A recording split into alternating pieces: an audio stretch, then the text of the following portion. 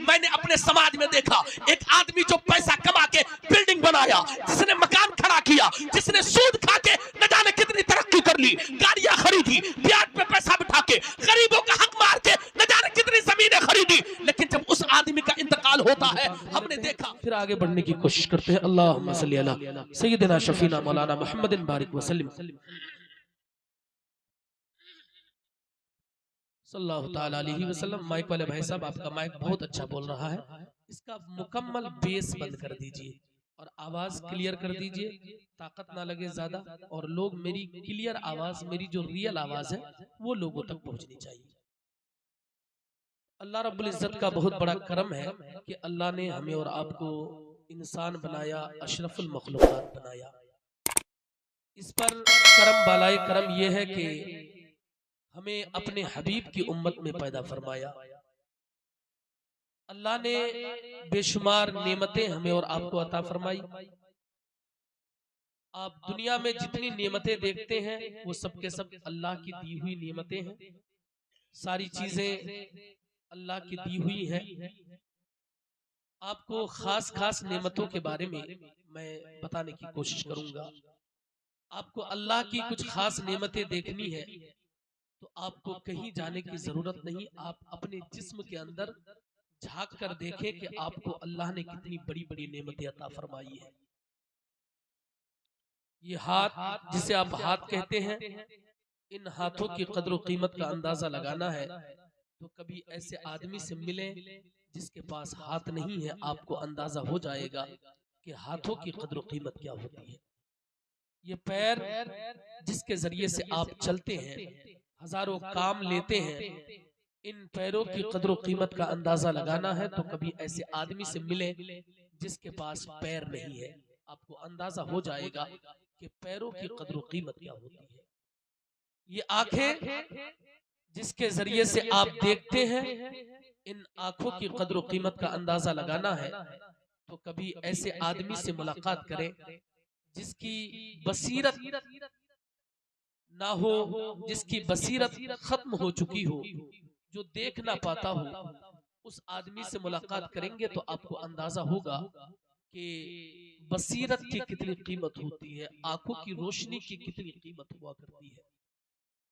बसारत और बसीरत बहुत बड़ी चीज है। बसारत की कीमत का अंदाजा वही लगा सकता है जिसके पास आंखें हैं, और जिसके पास नहीं है उसे देख के आप अंदाजा लगा सकते हैं कि बसारत कितनी बड़ी चीज का नाम है। आप और चलते चले, ये दिमाग जिसके जरिए से इंसान सोचता है, अपने दिमाग में इंसान कितना डेटा महफूज कर रखा है, किसके साथ आपके क्या ताल्लुकात हैं, हमारे अताउर रहमान भाई किसके पास कितने पैसे पाएंगे, किस किसके साथ इनकी तिजारत वाबस्ता है, किसके साथ कैसा ताल्लुक बना हुआ है, कहाँ कहाँ कितनी रिश्तेदारियां हैं, ये सब के सब हमारे दिमाग में महफूज है। दिमाग की वजह से दिमाग अच्छा है इसलिए ये सारी चीजें दिमाग में महफूज है। अगर दिमाग आपका खराब हो, हमारा खराब हो, तो हम पागल कहलाएंगे, यानी इंसान की कोई अहमियत नहीं। आपने देखा होगा एक आदमी है जिसके पास बहुत पैसा है लेकिन उसका दिमागी तवाज़ुन बिगड़ गया है, लोग उसे पागल कहते हैं, लोग दीवाना कहते हैं, मजनू कहते हैं। वो जब रास्ते से गुजरता है लोग पत्थर मारते हैं, गालियां देते हैं, कोई उसकी अहमियत नहीं, समाज में कोई इज्जत नहीं, कोई अहमियत नहीं, लोग पूछते तक नहीं है। इससे आप अंदाजा लगा सकते हैं कि दिमाग की कदर कीमत कितनी होगी, दिमाग किस कदर कीमती है। दिमाग की कीमत का अंदाजा आप एक पागल को देख के लगा सकते हैं। इसी तरीके से ये सांसें जो आप और हम लेते हैं, इन सांसों की कदर कीमत का अंदाजा आप उस वक्त लगा सकते हैं जब आप अस्पताल जाकर देखेंगे कि आप जैसे कितने लोग वेंटिलेटर पे लेटे हुए हैं, एक एक मिनट की जिंदगी के लिए डॉक्टरों के पैर पकड़ते हैं, डॉक्टर साहब मेरे बाप को बचा लीजिए, कहीं ऐसा ना हो कि मेरा घर बर्बाद हो जाए, तबाह हो जाए, डॉक्टर साहब मेरे भाई को बचा लीजिए, मेरी बहन को बचा लीजिए, मेरी माँ को बचा लीजिए, मेरे पड़ोसी को बचा लीजिए, मेरे दोस्त को बचा लीजिए। जितने पैसे कहेंगे देने के लिए तैयार हैं। हम जमीनें बेच डालेंगे, मकान बेच डालेंगे, लेकिन हमारे बाप को बचा लीजिए, हमारी माँ को बचा लीजिए। लोग डॉक्टरों के पैर पकड़ते हैं चंद मिनट की जिंदगी के लिए, चंद सांसों के लिए लोग डॉक्टरों के पैर पकड़ते हैं। अंदाजा लगा सकते हैं कि सांसों की कदर कीमत क्या हो सकती है। लॉकडाउन के पीरियड में मैंने एक डॉक्टर से पूछा था, डॉक्टर बताओ तो सही, इंसान दिन भर में कितना ऑक्सीजन लेता है? डॉक्टर ने कहा था, मौलाना एक इंसान दिन भर में 24 घंटे के अंदर कमोबेश 540 लीटर ऑक्सीजन लेता है। मैंने कहा इसकी कीमत जरा बताएंगे? डॉक्टर ने कहा, मौलाना इसकी कीमत कमोबेश इस दौर में 13.5 लाख रुपए है। कभी अंदाजा लगाया आपने? 13.5 लाख का ऑक्सीजन कौन फ्री में अता कर रहा है? एक दिन में 24 घंटे के अंदर 13.5 लाख का ऑक्सीजन वही खालिक के हकीकी अता कर रहा है, जिसने आपको जिंदगी अता की है, जिसने पैर अता किए हैं, जिसने दस्तों बाजू अता किए हैं, जिसने हाथ अता किए हैं, जिसने दिमाग अता किया है। इसीलिए तुम कहां जा रहे हो? अगर मैं आपसे पूछूंगा आपने अल्लाह के लिए क्या किया? अल्लाह ने इतनी बड़ी बड़ी नेमतें अता की, इतनी बड़ी बड़ी दौलतें अता की, दिमाग अता किया, सारी चीजें अता की, फ्री में 13.5 लाख का ऑक्सीजन रब्बे कदीर डेली अता कर रहा है। आपने अपने रब के लिए क्या किया है? तो आपके पास कोई जवाब नहीं होगा।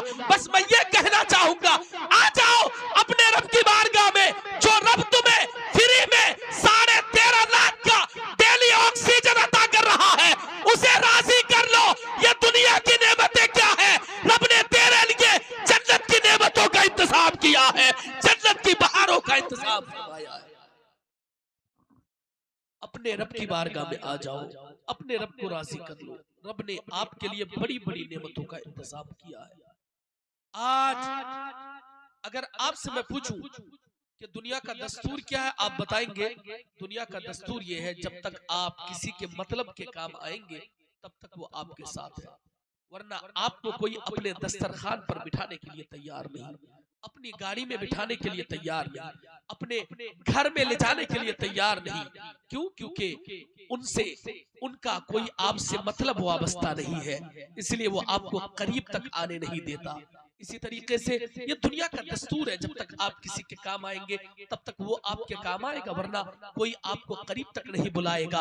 दुनिया की अगर आप नाफरमानी करते हैं, अपने भाई की नाफरमानी करते हैं, उनसे अनबन हो जाए, वो जो चाहे वो आप ना करे। मिसाल के तौर पे आप कहीं शादी करना चाहते हैं, आपका भाई नहीं चाहता कि आपका रिश्ता वहां हो, तो आपके ताल्लुकात खराब हो जाते हैं, एक दूसरे से बोलचाल बंद कर लेते हैं, एक दूसरे से ताल्लुक मुनक़ता कर लेते हैं। ये दुनिया का दस्तूर है।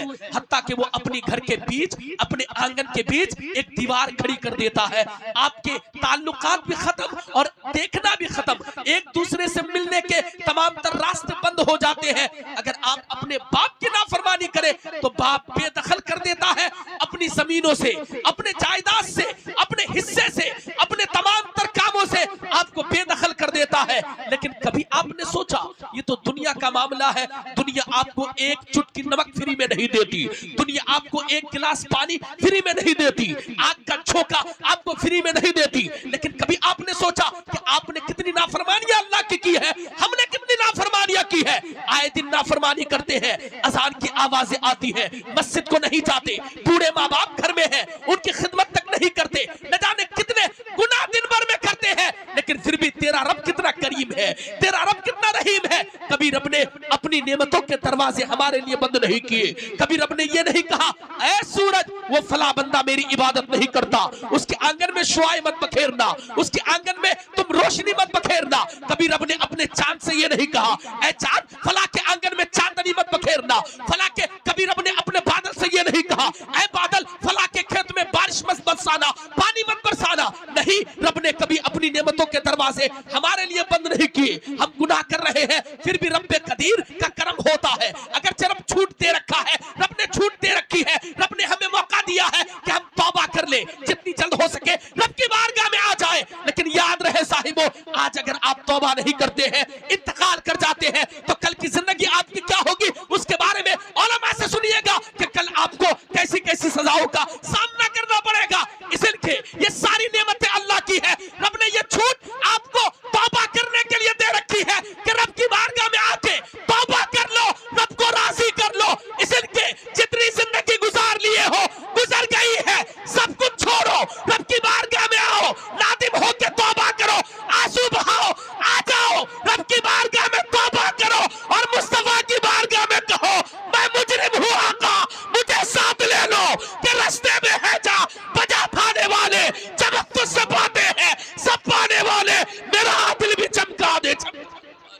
सुभान अल्लाह। नारे तकबीर, नारे तकबीर, नारे रिसालत, नारे रिसालत। उलमाए अहले सुन्नत मसलके आला हजरत हजरत अल्लामा व मौलाना अमीरुद्दीन साहिब मंजरी। नारे तकबीर, नारे रिसालत। कभी आपने सोचा करेंगे क्या आप? आज आपके पास मौका है, तौबा कर ले, तौबा करके रब के हुजूर आ जाइए, सर्ब सुजूद हो जाइए, गुनाहों पे नादिम होके रब की बारगाह में आंसू बहाइए। वरना ये कब्रिस्तान देख रहे हैं जिन मुर्दों के लिए आप ईसाले सवाब करते हैं, कल आपके लिए लोग बैठ के इसी तरह ईसाले सवाब करेंगे। हम मानता हूं इसके फायदे मुसल्लम है, लेकिन कभी आपने सोचा कब्र के अंदरूनी हालात क्या होंगे? मुस्तफा जाने रहमत एक मर्तबा कब्रिस्तान से गुजर रहे हैं, मेरे आका ने कब्रों को देखा, उन कब्रों को देखा जो कब्रें जमीन के अंदर धंस गई थी, बोसीदा कब्रों को देखा। मुस्तफा आंसू बहाने लगे। साहबा ने अर्ज किया, या रसूल अल्लाह आप क्यों आंसू बहा रहे हैं? मेरे आका ने फरमाया कि मैं कब्रों के अंदरूनी हालत के बारे में जानता हूं, मैं सारी चीजें देख रहा हूं, इसलिए मुझे रोना आ रहा है। साहबा ने अर्ज किया, या रसूल अल्लाह हमें भी बताइए, हम भी कुछ सुनना चाहते हैं। आका ने फरमाया, अगर मैं तुम्हें बता दूं कि कब्र के अंदर क्या होता है तो तुम डर से अपने मुर्दों को दफनाना छोड़ दोगे। कभी तुमने सोचा कब्र के अंदर क्या होता होगा? यह दुनिया का दस्तूर है साहब। दुनिया तो आपको मरने के बाद भूल जाती है। तुमने देखा नहीं, मैंने अपने समाज में देखा एक आदमी जो पैसा कमा के बिल्डिंग बनाया, जिसने मकान खड़ा किया, जिसने सूद खा के न जाने कितनी तरक्की कर ली, गाड़ियां खरीदी, ब्याज पे पैसा बिठा के, गरीबों का हक मार के न जाने कितनी जमीनें खरीदी। लेकिन जब उस आदमी का इंतकाल होता है, हमने देखा झमाझम पानी बरस रहा है, आसमान टपक रहा है, जमीन से सैलाब का पानी निकल रहा है, उसके बावजूद उसके घर वाले उसे मिट्टी देने के लिए लेके जा रहे हैं। ऊंची जगह पे उन्होंने जमीन खरीदी थी, लेकिन उनके बच्चे ऊंची जगह पे ले जाके अपने बाप को नहीं दफना रहे हैं। उनके बेटे ने किशनगंज की मार्केट में जमीन खरीदी होगी, ठाकुरगंज की ऊंची जगह पे जमीन खरीदी होगी, लेकिन उनके बेटे ऊंची जगह पे कब्र खोद के दफनाने के लिए नहीं लेके जा रहे हैं, बल्कि अल्लामा अमीरुद्दीन साहब किबला उस्तादुल असातिज़ा की बारगाह में आते हैं। आने के बाद पूछते हैं, झमाझम बारिश हो रही है, क्या करें? जितनी जल्द हो सके दफना दे या अपने घर में रखे? आप फरमाते हैं, दफनाने की मुमकिन सूरतें हो तो मुर्दे को दफना देना चाहिए, ज्यादा देर घर में नहीं रखना चाहिए। उनके बाल बच्चे छाता लेके, प्लास्टिक लेके मिट्टी देने के लिए निकल जाते हैं, अपने बाप का जनाजा लेके निकल जाते हैं। इतनी बारिश हो रही है कि आदमी कोई चीज खरीदने मार्केट न जाए, लेकिन आपके बेटे, हमारे बच्चे हमें मिट्टी देने के लिए, कफन खरीदने के लिए जा रहे हैं, हमारे लिए तजहीज का इंतजाम कर रहे हैं, तकफीन का इंतजाम कर रहे हैं, बांस काटने जा रहे हैं, कब्र खोदने जा रहे हैं। कल आपके साथ भी यही होगा। आपके बेटे आपको ऊंचे मकान में नहीं रखेंगे, ऊंची बिल्डिंग में नहीं रखेंगे, आपको दफनाने के लिए लेके चले जाएंगे। कभी आपने सोचा मोहब्बत कहाँ गई आपके बेटे की? कब्रिस्तान तक मोहब्बत महदूद है, आपका बेटा आपको दफना के वापस आ जाएगा। ये दुनिया है साहब। जब तक आप दुनिया के काम आते रहेंगे, तब तक के दुनिया आपका काम आती रहेगी। उसके बाद दुनिया भूल जाती है। आपका इंतकाल हुआ, कब्रिस्तान लेके चले गए वही बच्चे जिन्होंने 12 बजे रात आपको फोन किया था,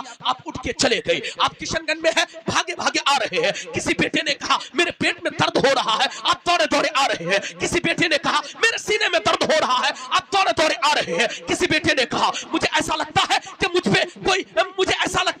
मुझे हवा लग गई हो, मुझे भूत पकड़ लिया हो। आप दौड़े दौड़े 12 बजे रात अल्लामा अमीरुद्दीन के पास आते हैं, लेके जाते हैं, झाड़ फूक करवाते हैं, ताबीज लेते हैं, तेल पड़वाते हैं। यानी वही बेटा जिनके लिए 12 बजे रात आप पैदल चल के 5-5 किलोमीटर तक दुआ ताबीज के लिए आए हैं, आज वही बेटा आपको दफनाने के लिए लेके गया है। उनके पास 10 मिनट का वक्त नहीं, जितनी जल्द हो सके मिट्टी देगा। मिट्टी देने के बाद हाथों को झाड़ता हुआ पतली गली ले लेगा और चिल्लाएगा जाके, ए लोगों, जितने मेहमान आए हो सब मेरे बाप को मिट्टी देने के बाद खाना खा के जाना। यानी तेरी नहीं पड़ी है कि तेरी कब्र पे खड़े होके वो 2 मिनट फातिहा पढ़े, तलकीन करे, 2 मिनट कुरान की तिलावत करे। अरे सुन्नियों, तुम और हम तो सिर्फ कहने के सुन्नी रह गए। सरकार आला हजरत ने क्या फरमाया? आका आला हजरत फरमाते हैं कि अगर तुम्हारा कोई आदमी इंतकाल कर जाए, तुम्हारे घर का कोई फर्द इंतकाल कर जाए, कोई बंदा मोमिन इंतकाल कर जाए, जब उन्हें दफनाने के लिए जाओ तो उनकी कब्र के पास खड़े होके उन्हें मुसलसल तलकीन करते रहो। तलकीन का क्या मतलब? तलकीन का मतलब यह है, मरने वाला आपका भाई है, मरने वाला आपका बाप है, मरने वाली आपकी माँ है, मरने वाली आपकी बहन है, मरने वाला आपका दोस्त है। सरकार आला हजरत फरमाते हैं कि मरने वाले का नाम लो, या जो रिश्ता दुनिया में तुमने बनाया था उसी रिश्ते के नाम से पुकारो। मारो, ऐ मेरे फला बाप, ऐ मेरे फला बेटे, ऐ मेरे फला भाई, ऐ मेरे फला दोस्त, तुम वही कहो जो दुनिया में कहते थे। जिस तरीके से दुनिया में कहते थे कि हमारा रब अल्लाह है, वही कब्र में भी कहो। जिस तरीके से दुनिया में कहते थे हमारा दीन इस्लाम है, वही कब्र में भी कहो। जिस तरीके से दुनिया में कहते थे मोहम्मद रसूलुल्लाह अल्लाह के बंदे और नबी है, वही तुम कब्र में कहो। सरकार आला हजरत फरमाते हैं बंदा मोमिन को चाहिए कि कब्र के बाहर खड़े होकर मुसलसल तलकीन करता रहे। अब फायदा बताते हैं सरकारी आला हजरत, आप लिखते हैं कि अगर कोई बंदा अपने मरने वाले मोमिन भाई को तलकीन करता रहेगा, इसी दरमियान अगर फरिश्ते आ गए तो फरिश्ते रब की बारगाह में वापस चले जाते हैं। वो इसलिए चले जाते हैं, देखते हैं इस आदमी से हम पूछने के लिए आए हैं, लेकिन इसके चाहने वाले तो कब्र के बाहर इन्हें सब कुछ बता रहे हैं, नबी के बारे में बता रहे हैं, शरीयत के बारे में बता रहे हैं, दीन के बारे में बता रहे हैं, मजहब के बारे में बता रहे हैं। सरकार आला हजरत फरमाते हैं वो फरिश्ते वापस जाते हैं, जाने के बाद अल्लाह की बारगाह में अर्ज करते हैं मौला तेरा वो बंदा कैसा बंदा है जो अपने पीछे लोगों को छोड़ के आया है, उनको सारे सवालों के जवाब मालूम है, उनसे क्या पूछना। रब फरमाता है फरिश्तों कुछ भी मत पूछो, ये उनके चाहने वाले हैं। जब इनको मालूम है ये वही रहा करता था, इन्हें भी दीन के बारे में पता है, शरीयत के बारे में पता है। सरकार आला हजरत फरमाते हैं खुदा की रहमत पे इतना भरोसा है कि रब अगर चाहेगा तो बंदा मोमिन को बिला हिसाबो किताब जन्नत में दाखिल फरमाएगा, उसके गुनाहों को माफ। सुभान अल्लाह, सुभान अल्लाह। नारे तकबीर, नारे तकबीर, नारे रिसालत, नारे रिसालत। हजरत अल्लामा व मौलाना अमीरुद्दीन साहिब क़िबला, नारे तकबीर, नारे रिसालत। वाह वाह, सुभान अल्लाह, सुभान। हम क्या करते हैं, मिट्टी हमने दी, मिट्टी देने के बाद निकल गए रिश्तेदारों को, फला साहब खाना खा के जाइएगा, समधी खाना खा के जाइएगा, हमारे घर में खाने का इंतजाम है। हम कितने बेहिस हो चुके हैं। मेरे बाप की लाश घर में पड़ी हुई है, हम गोश्त खरीदने के लिए छतरगाह चले गए, हम चंदाहार चले गए गोश्त खरीदने के लिए। मेरा समाज कितना बेहिस हो चुका है। जिसके घर में मैयत हो गई है उसके घर में खाना जरूरी है। सरकार आला हजरत फरमाते हैं दावत मैयत के बारे में सख्त हराम है, नाजायज है, अब नहीं खा सकते मैयत के घर का खाना। अगर आपको ज्यादा शौक है कि मेहमान भूखे पेट न जाए तो उनके लिए नौजवानों को चाहिए अलग से टीम बनाए, टीम की तश्कील दे, कमेटी बनाए और कमेटी बना के पैसे इकट्ठा करे। नौजवानों क्या तुम सिर्फ क्रिकेट खेलने के लिए टीम बनाओगे, क्या फुटबॉल मैच के लिए सिर्फ टीम बनाओगे? तुम कब आओगे? तुम अगर आगे नहीं आओगे तो याद रहे तुम्हारा समाज कभी तरक्की नहीं कर सकता, माशरा कभी तरक्की नहीं कर सकता। इसलिए हमारे पास ऐसी टीम हो जो मैयत के वक्त भी वो काम आए, ऐसी टीम हो जो किसी का जब इंतकाल हो जाए उस कमेटी के लोग मिलकर उस आदमी के तजीज़ व तकफीन में जितने लोग शरीक हो उनके खाने पीने का इंतजाम करे। हमारे पास ऐसी टीम हो कि गांव में अगर किसी की बीमारी हो 10-20 हजार रुपए खर्च हो तो वो टीम देके उनका इलाज करवाए। लेकिन हमें शर्म तक नहीं आती, हम 50,000 मैच में खर्च कर देते हैं, लेकिन गांव में एक आदमी है जिसके पेट में एपेंडिक्स हो गया है, 20,000 रुपए खर्च है, वो तर की ठोकरें खा रहा है, उसके इलाज के लिए हमारे पास पैसे नहीं, पूरा गांव मिलकर 20,000 का इलाज नहीं करवा पा रहा है। और हम इस्लाम के ठेकेदार बने बैठे हैं, दीन के ठेकेदार बने बैठे हैं, मसलक के ठेकेदार बने बैठे हैं। याद रखना वो समाज उस वक्त तक तरक्की नहीं कर सकता जब तक के अपने अंदर तब्दीली लाने की कोशिश ना करे। इसलिए आ जाओ, आज भी होकर इब्राहिम सईबा पैदा आग कर सकती है, अंदाज़े गुलिस्ता पैदा। आ जाओ, टीम बना के लोगों की खिदमतें करो, इंशाअल्लाह यहाँ भी मुस्कुराओगे, मरने के बाद कब्र में भी मुस्कुराओगे, हर जगह चमकते धमकते नजर आओगे। इसलिए जरूरत है कि हमारा समाज आगे आए। सरकार आला हज़रत क्या फरमाते हैं, आप कहते हैं अपने बेटे हुज्जतुल इस्लाम हामिद रजा खां से, ऐ बेटे जब मेरा इंतकाल हो अगर तुम्हें नमाज जनाजा की सारी दुआएं याद हो तो तुम मेरी नमाज जनाजा पढ़ाना, वरना मत पढ़ाना, क्योंकि अगर दुआ याद ना हो तो तुम हरगिज ना पढ़ाना। और आप वसीयत फरमाते हैं ऐ मेरे बेटे तुम 3 दिनों तक मुसलसल मेरी कब्र के पास खड़े होकर कुरान और बिलखुसूस सूरे बकरा की तिलावत करते रहना। अब बताइए हम क्या करते हैं? हम तो अपने आप को सुन्नी कहते हैं, मसलक आला हजरत का मानने वाला कहते हैं, लेकिन हम तो चंद मिनट के बाद बाप को दफनाने के बाद मिट्टी देख के 10 मिनट अगर दुआ में देर हो जाए, उस्तादुल असातिज़ा अल्लामा अमीरुद्दीन साहब अगर 10 मिनट दुआ में देर कर दे तो हमारे पेट में दर्द शुरू हो जाता है। इतनी लंबी दुआ क्यों मांग रहे हो? इतनी आयतें पढ़ना जरूरी था, दुरूद ताक पढ़ना जरूरी था, लंबी लंबी सूरतें पढ़ना जरूरी था, तरतील में करत करना जरूरी था, हदर में पढ़ लेते। तरह तरह की बातें करने वालों, याद रहे यही लोग तुम्हें मिट्टी देने के बाद वो हाथों को झाड़ते पे निकल जाएंगे। किसी को दुकान खोलनी है, किसी को मकान सजाना है, 10 मिनट का तेरे लिए किसी के पास वक्त नहीं। तूने जिनके लिए अपनी पूरी जिंदगी बर्बाद कर दी, अपनी जवानी को दांव पे लगा दिया, अपना बचपना बर्बाद कर दिया, अपना सारा पैसा लुटा दिया, दिल्ली में कमाते रहे, मेहनतें करते रहे, लेकिन वो सारे दोस्त, सारे रिश्तेदार, सारे अहले खाना वो कब्र में दफना के चंद मिनट के बाद आपको वापस आ जाएंगे और कहते हो ना मेरे मरने के बाद मेरे बाल बच्चों का क्या होगा। गलत कहते हो पीर पोखर वालों, बाल बच्चों का कुछ नहीं होता। ये तो तुम्हें मिट्टी दे के बाद 10 मिनट के बाद गोश्त और चावल की थाली लेके बैठ जाएंगे। इनका कुछ भी नहीं होता। ये तो रात में जाके जमीन की फाइलें लेके बैठ जाएंगे। कहां से कितना हिस्सा आ रहा है, कौन सी दुकान मेरे नाम आ रही है, कौन सा मकान मेरे नाम आ रहा है, कौन सा कारोबार मेरे नाम आ रहा है। ये घर का बंटवारा करेंगे, कारोबार का बंटवारा करेंगे, बिजनेस का बंटवारा करेंगे, तिजारत का बंटवारा करेंगे, मकान का बंटवारा करेंगे, हत्ता के मुर्गा मुर्गी का बंटवारा करेंगे, जानवरों का बंटवारा करेंगे। इनका कुछ भी नहीं होगा। तुमने सोचा तुम्हारा क्या होगा? तसव्वुर करो, इमेजिन करो कि तुम यहाँ कब्रिस्तान में रात में दफन हो और तुम्हारा क्या होगा। अगर तुम जिंदा भी हो तो खौफ से तुम्हारा कलीजा निकल जाएगा। मरने के बाद दफन कर दिए जाओगे। जिंदा की हालत में भाग सकते हो, लेकिन मरने के बाद भाग भी तो नहीं सकते हो। सोचो तुम्हारा क्या होगा। लोग कब्र के अंदर दफना के चले आएंगे, सन्नाटे का आलम होगा, तन्हाई का आलम होगा, तारीकी का आलम होगा। कब्र ये जुल्मत कदा बन जाएगी। अगर साथ में ईमान नहीं आया, साथ में नेक अमाल नहीं आए तो न जाने क्या हाल होगा।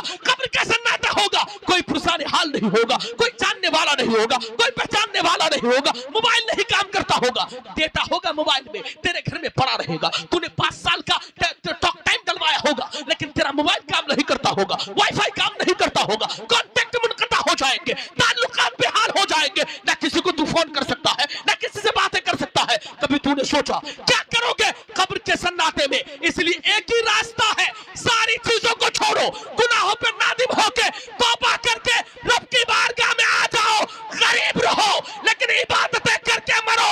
दुनिया कहेगी गरीब मर गया, इबादतें लेके जाओगे, इश्क रसूल लेके जाओगे। मुस्तफा कहेंगे मेरा चाहने वाला आ गया है, मेरा गुलाम, मेरा दीवाना। क्या करोगे साहब? दुनिया से जाना है कि नहीं? दुनिया से जाना है, एक ना एक दिन इस दुनिया से सबको जाना है। क्या करोगे? कभी तसव्वुर किया आपने? कब्र का सन्नाटा होगा। ये लोग आपके मरने के बाद इसाले सवाब करेंगे। कोई जरूरी है इसाले सवाब किया जाए और कबूल भी हो जाए? सवाब का मुमकिन नहीं है। हदीस पाक बहुत सारी है इस मौजू पर, लेकिन कोई जरूरी है कबूल हो जाए? कोई जरूरी है आपको उसी वक्त इसका फायदा मिल जाए? हो सकता है मुमकिन है कबूल ना हो और आप किसी और अजाब में मुब्तला हो। अल्लाह अकबर। इसलिए साहिबों अपने आप को बदलने की कोशिश करो। ये दुनिया 4 दिन की दुनिया है, 4 दिन की जिंदगी है। एक दिन मरना है, इंतकाल करना है, सबको कब्रिस्तान का सफर करना है, यही आके सबको सोना है। इसलिए यहाँ आने की तैयारी करो, मरने की तैयारी करो, मौत की तैयारी करो। ये दुनिया मतलब ये है साहब, जब तक आपके पास पैसा है तब तक दुनिया आपका नाम लेगी, जब तक आपके पास टैलेंट है तब तक ये दुनिया आपके पीछे घूमेगी। अल्लामा अय्यूब मजहर निजामी को आपने इसलिए रखा है कि इनके अंदर क्वालिटी है, इनके अंदर टैलेंट है। उस्तादुल असातिज़ा की हम लोग तारीफ इसलिए करते हैं कि इनके बेशुमार एहसानात हम पर है। ये तमाम तर उलमाए किराम की कदर इसलिए करते हैं कि इनके अंदर टैलेंट और कोई ना कोई खूबी है, इसलिए करते हैं। वरना इनके भाई को कहां हमने स्टेज पे लाके बुलाया, इनके भाई को कहां हमने कुर्सी में लाके बिठाया, इनके भाई के हाथ में हमने कहां माइक दिया? नहीं, उनके अंदर वो टैलेंट नहीं है जो इनके अंदर है। इसलिए ये दुनिया टैलेंट की कदर करती है, क्वालिटी की कदर करती है। और जब ये चीजें खत्म हो जाती है तब तक दुनिया किसी को नहीं पूछती, ये दुनिया सबको भूल जाती है। फिर तुम्हें एक ना एक दिन खाली हाथ दुनिया से जाना पड़ेगा। इसलिए साहिबो इस दुनिया के चक्कर में अपनी आखिरत को बर्बाद करने का नहीं। अभी आप इबादत कर सकते हो, अभी आप नमाजें पढ़ सकते हो, अभी आपके बदन में ताकत है, अभी आपके बदन में कुव्वत है। अभी आप 10 मिनट की जगह 20 मिनट नमाज पढ़ सकते हो, 10 मिनट की जगह 20 मिनट कुरान की तिलावत कर सकते हो। लेकिन हम हैं, हमारे बदन में ताकत आ जाए तो हम मस्जिद से दूर चले जाते हैं। जबकि होना यह चाहिए कि बदन में ज्यादा ताकत हो तो इंसान मस्जिद के ज्यादा करीब रहे, इंसान इबादत से ज्यादा करीब रहे, इंसान नेकियों से ज्यादा करीब रहे। लेकिन हमारा मामला बरअक्स है, हमारे बदन में ज्यादा ताकत आ जाए तो हम मस्जिद से दूर हो जाते हैं, ज्यादा ताकत आ जाए तो हम अय्याशी पे उतर आते हैं, ज्यादा हम पैसे कमा ले तो अय्याशी पे उतर आ जाते हैं, ज्यादा नाम कमा ले तो हमारे अंदर गुरूर और घमंड का नशा चढ़ जाता है। ये हमारा मामला हो चुका है, हमारे मिजाज में हमने ये पाल रखा है। लेकिन याद रहे, नहीं नहीं, आप पिछली तारीख उठा के देखिए, सहाबा की, ताबईन और तबे ताबईन की, उनके अंदर जितनी ताकतें होती थी उसी हिसाब से वो दीन का काम करते थे, उसी हिसाब से दीन की खिदमतें करते थे। आपके बदन में ज्यादा ताकत है, आप 1 घंटे की जगह 2 घंटा जाके कुदाल चला लेते हो, 2 घंटा धान लगा लेते हो, 2 घंटा मक्का की खेत में काम कर लेते हो, 2 घंटा जाके तुम न जाने क्या क्या कर लेते हो। तुम्हें ज्यादा इबादत करनी चाहिए, तुम्हें तो रब की बारगाह में ज्यादा झुकना चाहिए, कहना चाहिए मौला तूने मेरे बदन में ताकत अता की है। वरना मुझ जैसे कितने लोग ऐसे हैं, तुमने देखा नहीं, तुम जैसे कितने ऐसे हैं जो अपने घर में पड़े हुए हैं, वेंटिलेटर में पड़े हुए हैं, मौत और हयात की जंग लड़ रहे हैं, एक्सीडेंट हो गया है, बुरा हाल है, मार्केट में इलाज दस्तयाब नहीं है, मार्केट में मेडिसिन दस्तयाब नहीं है, मार्केट में टैबलेट दस्तयाब नहीं है, डॉक्टरों ने लाइलाज करार दे दिया है। तुमने देखा नहीं अपने समाज में, तुम जैसे कितने लोग ऐसे हैं जो अपने अपने घरों में औंधे मुंह पड़े हुए हैं, उनके मुंह में मक्खी बैठती है, उठाने की ताकत नहीं, लकवे की बीमारी हो गई है, न जाने कौन कौन सी बीमारी उन पर मुसल्लत है, तुमने अपने समाज में देखा नहीं। तो ये जिंदगी का मोड़ कभी भी आ सकता है, इसलिए जब तक बदन में ताकत है तब तक अल्लाह के हुजूर आके अल्लाह की बारगाह में तौबा करके सर्व सुजूद हो जाओ। सरकार तो आलम अलैहि तहियत व सना फरमाते हैं, जब कोई जवान बंदा अल्लाह की बारगाह में तौबा करता है, सर्व सुजूद होता है, तो रब तबारक व तआला अपनी शान के मुताबिक मुस्कुराता है। फरिश्ते अर्ज करते हैं मौला तुम मुस्कुरा क्यों रहा है? रब फरमाता है मैं इसलिए मुस्कुरा रहा हूं, ये फला जवान बंदा मेरी बारगाह में आ गया है, ये जवान है, ये चाहता तो ज़िना करता, चाहता तो गुनाह करता, चाहता तो अय्याशी करता, लेकिन मेरा खौफ इसके दिल में बसा हुआ है, मेरी बारगाह में आ गया है, इसलिए फरिश्तों गवाह हो जाओ मैंने इस बंदे को माफ किया। और हदीस पाक का मफहूम है, आका फरमाते हैं जब कोई जवान बंदा सच्ची तौबा कर लेता है तो सिर्फ रब उसे माफ नहीं करता, बल्कि वो जिस गांव का होता है उस गांव के कब्रिस्तान के 40 जहन्नमी मुर्दों को जहन्नम से आजाद फरमा देता है और उन्हें जन्नत में दाखिल फरमा देता है। सुभान अल्लाह, सुभान अल्लाह, वाह वाह, क्या करें, सुभान अल्लाह।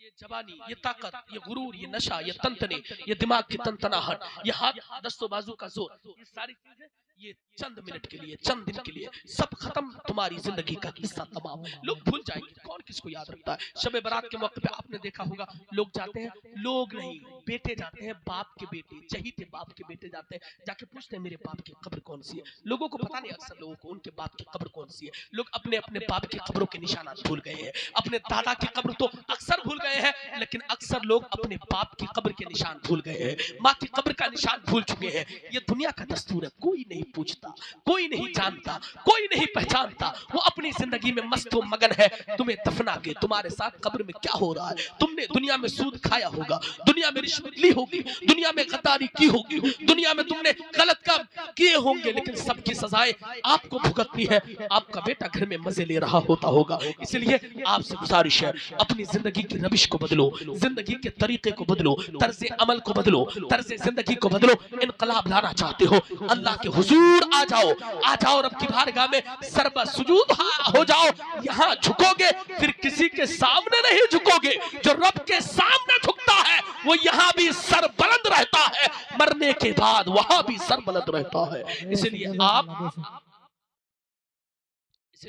आप आ जाइए रब के हुजूर। चलते चलते एक दो बात, बस 2-3 मिनट की गुफ्तगू सुन ले, इशारा हो चुका है गुफ्तगू खत्म करने का।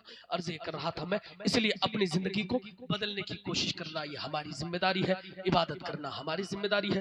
अपनी बेटियों पे कत्ल लगाइए, बेटियों पे पाबंदी लगाइए। हमारे समाज का हाल बहुत बुरा हो रहा है, सोशल मीडिया पे हमारी बेटियां बहुत ज्यादा एक्टिव हो रही है, बहुत ज्यादा सोशल मीडिया पे एक्टिव होकर ये हुस्न की नुमाइश कर रही है। इसलिए आपकी और हमारी जिम्मेदारी है कि अपनी बेटियों को सोशल मीडिया से हम और आप दूर रखें, वरना याद रहे आने वाली नस्लें तबाह हो जाएगी। हमारी बेटियों का हाल यह है कि जब तक सोशल मीडिया पे एक तस्वीर नहीं डाल देती तब तक इनका दिन नहीं गुजरता, तब तक इनकी रात नहीं गुजरती। अफसोस होता है हमारी बेटियां सोशल मीडिया की जीनत बनने के लिए नहीं है, इनकी जिंदगी सोशल मीडिया की जीनत बनने के लिए कतई नहीं है। हमने इन्हें इतनी छूट दे रखी है कि हमारी कितनी बच्चियां आपके समाज इर्द गिर्द, हमारे समाज इर्द गिर्द की कितनी बच्चियां आए दिन मुर्तद हो रही है, कई बच्चियां खैरों के साथ भाग गई। इसकी सबसे बड़ी वजह मोबाइल है, इसकी सबसे पहली वजह मोबाइल है, जिसकी वजह से हमारी बच्चियां मुर्तद हो रही है, गैरों के साथ भाग रही है। एक बाप ने अपनी 16 साल की बच्ची को मोबाइल लेके दे दिया। मैं पूछना चाहता हूं आपसे कि आपकी 16 साल की बच्ची क्यों मोबाइल चलाएगी? उनके पास क्या है?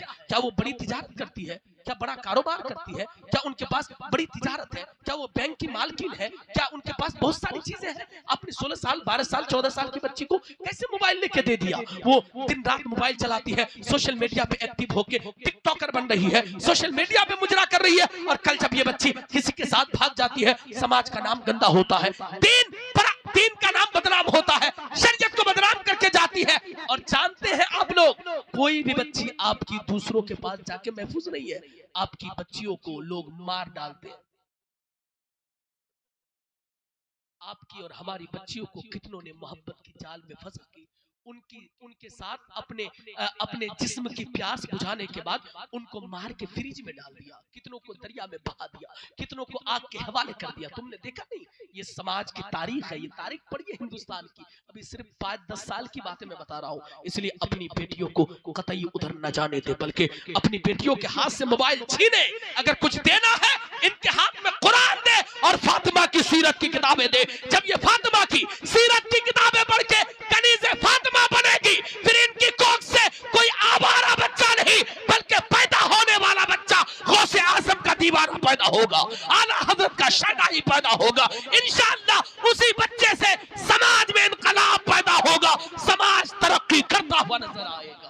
आपकी जिम्मेदारी है, हमारी जिम्मेदारी है कि हम अपनी बच्चियों को सोशल मीडिया से दूर रखें और अपनी बच्चियों को तालीम दें, दीनी तालीम दे, दुनियावी तालीम दे, हर तालीम दे के इन्हें मजबूत बनाए, अमली एतबार से मजबूत बनाए, तरबियत दे के इन्हें मजबूत बनाए। ये आपकी जिम्मेदारी, हमारी जिम्मेदारी है। वरना याद रहे साहिबो, नस्लें तबाह हो रही है। भागने वाली बच्ची क्या मेरी बेटी नहीं है? क्या मेरी भांजी नहीं है? मेरी बहन नहीं है? ये सब कुछ है। आपकी बेटी लगेगी, आपकी बहन, आपकी भांजी, रिश्ते के एतबार से कहीं ना कहीं जाके हमारा रिश्ता फिट हो जाएगा। अगर चलिए दुनियावी रिश्ता फिट भी ना हो तो कम से कम इतना तो हमें लिहाज रखना चाहिए कि वो बच्ची वो हमारी इस्लामी बहन है। कम से कम हमारी इस्लामी बहन होने के नाते हम पे ये जिम्मेदारी आयद होती है कि हम उनकी हिफाजत के लिए कोई लाहे कदम, लाहे अमल तैयार करें। ये आपकी और हमारी मुश्तरका जिम्मेदारी है। इसलिए मैंने बड़े बड़े जलसों में कई साल कहा और आज भी कह रहा हूं, आपके जलसे में जहां पर आप बड़ा बड़ा जलसा करते हो, बड़ी बड़ी कॉन्फ्रेंस करते हो, वहीं पे अब हमारी कौम को, हमारे समाज को खामोश जलसा करने की जरूरत है। आप कहोगे मौलाना खामोश जलसा क्या होता है? खामोश जलसा ये होता है कि हर समाज में 1-2 टीम हो, जहां पे 20-30 नौजवान लड़के हो, जहां के उलमा हो, हुफ्फाज हो, कुर्रा हो, खुतबा हो, ये तमाम तर दानिशवरान हो, पढ़े लिखे लोग हो, इनकी एक टीम हो। ये पूरे समाज में हफ्ता वाराना चक्कर लगाए, लोगों के घरों में जाके बेटियों के ईमान और अकीदे के बारे में बताए, इनको समझाए कि तुम्हें दूसरों के साथ ताल्लुक रखना तुम्हारे लिए कतई दुरुस्त नहीं है। तुम्हारी इज्जत कितनी कीमती है, तुम्हारा दीन कितना कीमती है, तुम्हारी शरीयत किस कदर कीमती है, तुम्हारा ईमान कितना कीमती है, उन्हें जाके समझाया जाए। यकीन जाने आपकी वजह से अगर किसी एक बेटी का ईमान बच गया तो वही काम आपकी मग़फ़िरत के लिए जरिया बन जाएगा। उसी के जरिए से मुमकिन है कि खुदा आपको दोनों जहान में कामयाब कामरान कर दे, हर जगह आप कामयाब कामरान हो जाए। इसलिए आपकी और हमारी मुश्तरका जिम्मेदारी है कि हम अपनी बेटियों के ईमान और अकीदे की हिफाजत के लिए कोई कदम उठाए, कोई पहल करे, कोई नया तरीका निकाले ताकि इनके ईमान और अकीदे की हम ठीक तरीके से हिफाजत कर पाए। वरना ये समाज खोखला हो चुका है, हर एतबार से खोखला हो चुका है। हम जलसे में भी आते हैं तो हमें हंसी मजाक चाहिए, हंसी मजाक करने वाला खतीब ना हो तो हमारा दिल ही नहीं लगता। हंसी मजाक करने के लिए 30,000 देके बुला लेते हैं, हमारा दिल ही नहीं लगता। ये समाज का हाल हो गया। नहीं, दिल हमारा मुर्दा हो चुका है। कितना और मरेंगे हम मरने से पहले इतना मर चुके हैं, इतना मर चुके हैं कि अब मरने की गुंजाइश नहीं है। कितना मरेंगे, कितना ज़मीर हमारा मरेगा, हमारी गैरत किस कदर मरेगी। नहीं, समाज में इनकलाब और तब्दीली आप ही ला सकते हैं। आप अगर नहीं आए आगे तो ये समाज बर्बाद हो जाएगा। मेरी बेटियों, तुमसे भी गुजारिश करना चाहूंगा, तुम दूसरे के एक गिफ्ट के चक्कर में अपनी इज्जत का सौदा ना करो, अपने ईमान का सौदा ना करो। तुम्हारे लिए पाक रिश्ता अल्लाह ने बनाया है, शादी का रिश्ता, निकाह का रिश्ता। इंतजार करो, इंशाअल्लाह देर है लेकिन अल्लाह की बारगाह में अंधेर नहीं है। इसीलिए जरूर रिश्ता आएगा, अल्लाह ने चाहा। इसलिए गलत कदम उठा के अपने माँ बाप के सर को ना झुका लेना। मैंने मैंने पढ़ा एक अखबार में कि कई लोग अपनी बेटियों के भागने की वजह से खुदकुशी करने पे मजबूर हो गए। 75 साल का एक बूढ़ा इटावा का वो फांसी के फंदे पे लटक गया। एक उन्होंने सुसाइड नोट लिखा जिसमें लिखा मेरी बेटी भाग गई और किसी गैर लड़के के साथ भाग गई, जिसकी वजह से मुझे समाज में रहने का कोई हक नहीं है। वो 70 साल का बूढ़ा वो सुसाइड कर रहा है, मेरे समाज की बच्ची भाग रही है, मेरे बाप का जीना दुश्वार हो गया है। वो मस्जिद जा नहीं पाता, मिलाद में जा नहीं पाता, रिश्तेदार के यहाँ जा नहीं पाता, इस कदर बेइज्जती का सामना करना पड़ता है। इसलिए आपकी और हमारी ये मुश्तरका जिम्मेदारी है। भागने के बाद पछता के कोई फायदा नहीं, भागने से पहले तमाम रास्ते बंद करो, अपनी बेटियों को दीन सिखाओ, तरबियत सिखाओ। और ये जरूरी भी है, जब तेरी बेटियां तरबियत याफ्ता होगी इंशाअल्लाह ताला, जब बेटियां अच्छी होती है तो नस्लें संवरती हुई नजर आती है, खानदान संवरते हुए नजर आते हैं, समाज तरक्की करता हुआ नजर आता है।